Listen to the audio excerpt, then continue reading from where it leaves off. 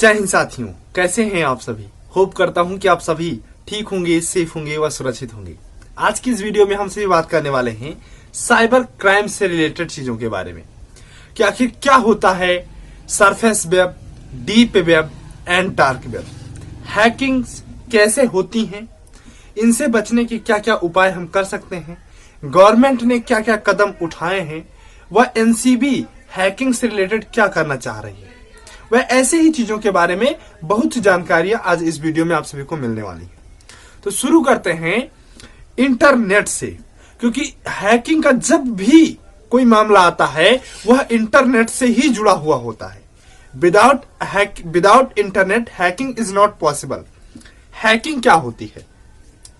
Hacking एक प्रकार का क्राइम है, चाहे वो अच्छे काम के लिए किया जाए, चाहे वो गलत काम के लिए किया जाए।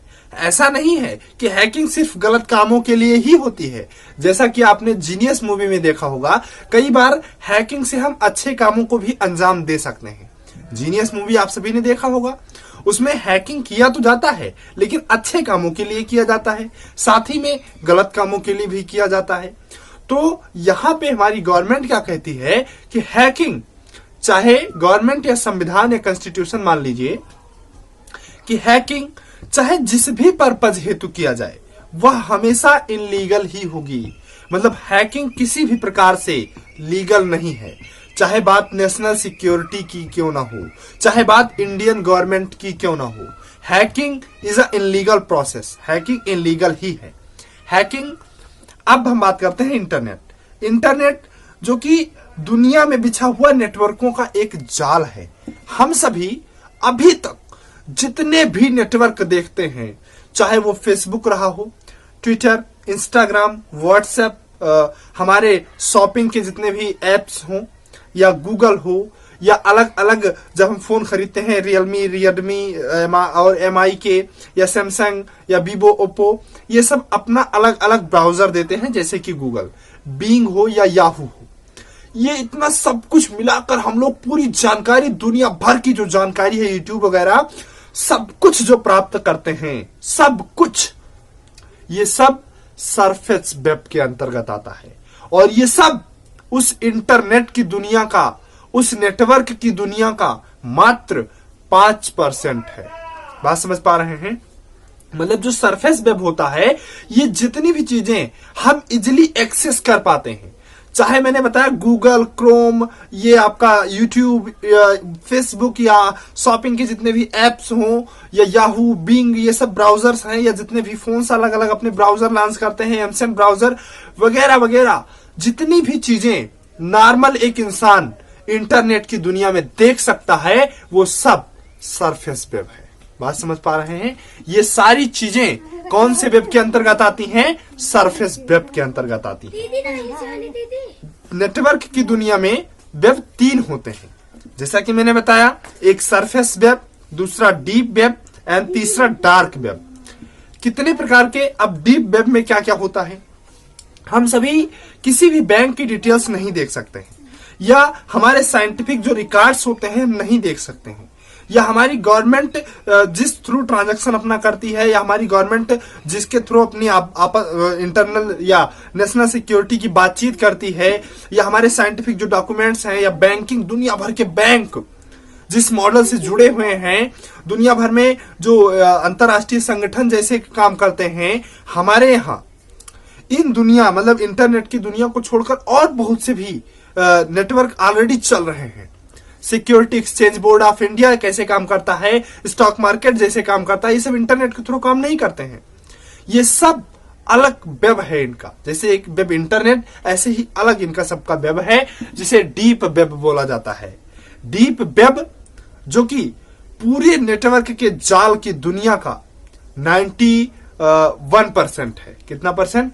91%। And 5% surface web. अब आप सभी समझ रहे हैं कि जब इतनी जानकारी जो हम लोग एक्सेस कर ले जाते हैं वो पूरी दुनिया में सिर्फ 5% है, तो जो डीप वेब है, जिसके थ्रू डीआरडीओ अपना सैटेलाइट लॉन्च करता है, जो कोडिंग वगैरह करता है, या अपना नासा अपना काम करता है जिसके थ्रू, या जिसके थ्रू जो है अलग अलग दुनिया में स्टारलिंक काम करता है, या जिसके थ्रू जो है बैंक आपस में जुड़े होते हैं कमर्शियली, जिसके थ्रू आरबीआई काम करता है, ये सारी चीजें डीप वेब में आती हैं। तो ये कितना बड़ा नेटवर्क का जाल है, आप सभी समझ रहे हैं कितना बड़ा ये नेटवर्क का जाल है। अब बात करते हैं डार्क वेब। इसी डीप वेब का एक पार्ट होता है डार्क वेब। डार्क वेब कैसे?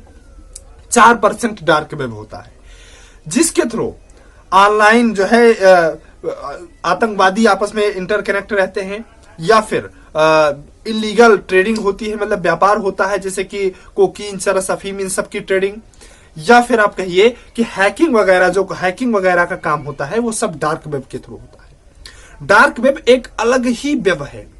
इस तक पहुंचने के लिए एक व्यक्ति का, एक कुशल कार्यकर्ता, कुशल मंझा हुआ और वेल एक्सपीरियंस्ड व्यक्ति होना चाहिए। मतलब डार्क वेब के थ्रू ही हैकिंग की जाती है, ना कि डीप वेब के थ्रू। हैकिंग करना सिर्फ डार्क वेब के थ्रू पॉसिबल है। अब आप सभी समझ रहे हैं कि जितनी दुनिया हम सब एक्सेस कर पाते हैं, उतनी ही दुनिया हम लोग छोड़ देते हैं जो हम लोगों को एक्सेस कर लेते हैं। मतलब समझ पा रहे हैं, हम लोगों को हैक कर लेते हैं। जैसे फॉर एग्जांपल मैं आपको सभी को एग्जांपल बताता हूं।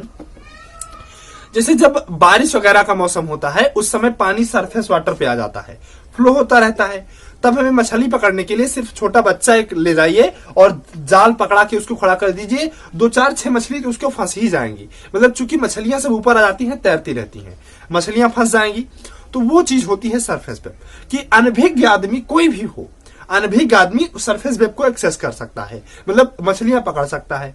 आफ्टर दैट क्या होता है, जब बारिश का मौसम ना हो, पानी पूरा तालाब वगैरह में भर जाए, फिर वहां पे जब मछलियां मारना, मतलब मछलियों को निकालना हो, उसके लिए क्या होता है कि फिर ट्रेंड आदमी की जरूरत होती है। ट्रेंड जो कि जाल को अच्छे से पकड़े, नीचे तक डुबोए, फिर पूरा खींच के लेके जाए, ऊपर निकाले, फिर मछलियां निकलती हैं, है ना। तो उसके लिए छोटा बच्चा पॉसिबल नहीं है, वो नहीं कर सकता है ऐसी चीजें। ये चीजें होती हैं डीप वेब। अब आता है मैटर डार्क वेब का। जब मछलियां बिल्कुल मिट्टी में चली जाएं, उस समय मछलियों को कैसे निकाला जाता है? उसके लिए सबसे पहले एक शोकेस तैयार किया जाता है, पिंजरा जिसे बोला जाता है। तो जो हैकिंग होती है, सबसे पहले एक पिंजरा तैयार करते हैं, उस पिंजरे में ऐसे खच से आपको फंसाएंगे, फंसाने के बाद तब चीजें आपसे हैक करेंगे और आपसे चीजें लेंगे। तो पिंजरा तैयार किया जाता है मछली मारने के लिए, फिर उसको पानी में डुबोते हैं और उसके अंदर फिर हाथ डाल डाल के मिट्टी में ऐसे करके ढूंढते हैं यहां मछली है कि नहीं है, तब मछलियां निकालते हैं। उस काम के लिए सबसे पहले आपका एक कुशल कारीगर होना चाहिए, मतलब आप वो जाल बना सकें। उसके बाद में फिर अंदर तक आप अपनी सांस रोक के अंदर जा सकें और उसके बाद में मछलियों को निकाल सकें। ये चीजें होती हैं, जैसे सरफेस वेब, फिर डीप वेब, डार्क वेब होती हैं। क्लियर है ना? अब हम सभी ये बात तो अच्छे से समझ गए होंगे कि डार्क वेब के बारे में जानकारी हमारी गवर्नमेंट के पास भी नहीं है। नारकोटिक्स कंट्रोल बोर्ड ने हाल ही में, यानी कि आज से लगभग 15 दिन पहले, देश के लोगों को बुलाया था, आह्वान किया था कि जो भी डार्क वेब के बारे में जानकारी देना चाहता है वो आए और जानकारी देके जाए। बात समझ पा रहे हैं? मतलब एनसीबी ने बुलाया था लोगों को कि आप आइए और जानकारी देके जाइए, हमको बताइए कि डार्क वेब क्या होता है, कैसे काम करता है। अगर आप जो वीडियो देख रहे हैं, अगर किसी के पास जानकारी है तो आप एनसीबी के पास अभी भी 1 महीने तक जा सकते हैं और जानकारी दे सकते हैं। हो सकता है एनसीबी आपको परमानेंट के लिए रख ले। क्या अगर आप ऐसी कोई जानकारी देने में कामयाब रहे जो एनसीबी के लिए वाकई में महत्वपूर्ण है, तो आपको परमानेंट वहां पे रख लिया जाएगा, एक गवर्नमेंट जॉब आपको डायरेक्टली वहां पे दे दी जाएगी। इवन इफ गवर्नमेंट के बारे में फुल डिटेल जानकारी नहीं है डार्क वेब के बारे में कि ये कैसे होता है, क्या काम करता है, कैसे क्या, मतलब पूरा सिस्टम उसके पास भी नहीं है। जनरली क्या होता है कि जो लोग इन चीजों को जान जाते हैं वो अपनी दुनिया में बहुत आगे निकल जाते हैं, उनको गवर्नमेंट से कोई वास्ता ही नहीं रह जाता। कितना पैसा दे देगी गवर्नमेंट, जितना गवर्नमेंट दे देगी उतना तो वो अपने कुत्तों को खिला दिया करेंगे। ऐसे समझ लीजिए कि जो डार्क वेब के बारे में जानकारी जिसके पास हो जाती है वो अपनी दुनिया में बहुत आगे निकल जाता है, अलग ही लेवल पर चला जाता है। तो ऐसा कोई व्यक्ति गवर्नमेंट के पास जाता नहीं है, इसीलिए गवर्नमेंट के पास जानकारी का होता है अभाव। क्लियर है ना? मतलब जिसके पास ये जानकारी हो जाती है वो गवर्नमेंट के पास जाएगा नहीं, क्योंकि वो अपनी दुनिया में एक अलग लेवल पर चला जाएगा, बहुत अमीर आदमी हो जाएगा। इसलिए वो गवर्नमेंट के पास जाएगा नहीं और गवर्नमेंट के पास जानकारी हो नहीं पाती है। अब कुछ केसेस के बारे में जान लें जो कि डीप इसी यानी कि हैकिंग से रिलेटेड था।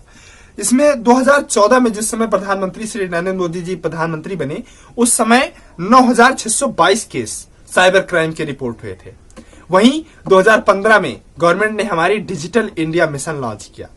डिजिटल इंडिया के लॉन्च होते ही 2016 में 12,317 केस, 2018 में 27,248 केस एंड 2020 में 50,035 केस, और उसके बाद में 2022 में पूरा 13.5% केसों की बढ़ोतरी हुई है। मतलब इस प्रकार से साइबर क्राइम के केस निरंतर बढ़ते जा रहे हैं। जितने ज्यादा लोग जो है इंटरनेट पर बेस्ड होते जा रहे हैं, उतने ज्यादा हैकिंग के मामले सामने आते जा रहे हैं और उतने ज्यादा जो है हैकिंग होती है।